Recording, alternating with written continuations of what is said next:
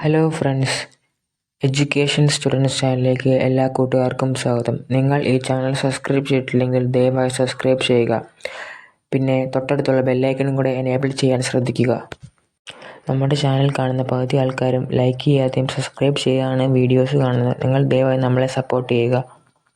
നിങ്ങൾ ഈ വീഡിയോ മുഴുവനായിട്ട് കാണാൻ ശ്രദ്ധിക്കുക. അപ്പോൾ നേരെ വീഡിയോയിലേക്ക് പോകാം. +2 സേ എക്സാമുമായി ബന്ധപ്പെട്ട ഒരു ഇമ്പോർട്ടൻ്റ് അപ്ഡേറ്റ് ആണ് ഇപ്പോൾ വിദ്യാഭ്യാസ വകുപ്പിൽ നിന്ന് അറിയാൻ സാധിക്കുന്നത്. +2 സേ എക്സാം എഴുതി നിൽക്കുന്ന കുറേ വിദ്യാർത്ഥികളുണ്ട്.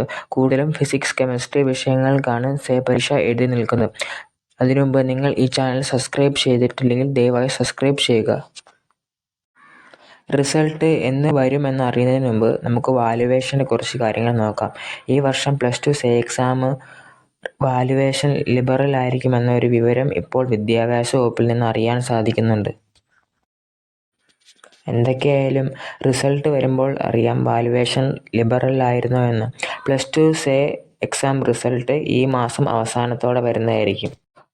അല്ലെങ്കിൽ ഈ മാസം പകുതി, അതായത് 22-ാം തീയതി 24-ാം തീയതിയോ റിസൾട്ട് ഉറപ്പായിട്ടും വരും. റിസൾട്ട് വരുമെന്നാണ് വിദ്യാഭ്യാസ വകുപ്പിൽ നിന്ന് ഇപ്പോൾ അറിയാൻ സാധിച്ചിരിക്കുന്നത്. ഇത് പൂർണ്ണമായിട്ടും വ്യക്തതയായിട്ടില്ല. ഇതുപോലുള്ള ഇൻഫോർമേറ്റീവ് വീഡിയോയ്ക്കായി ഈ ചാനൽ സബ്സ്ക്രൈബ് ചെയ്യുക.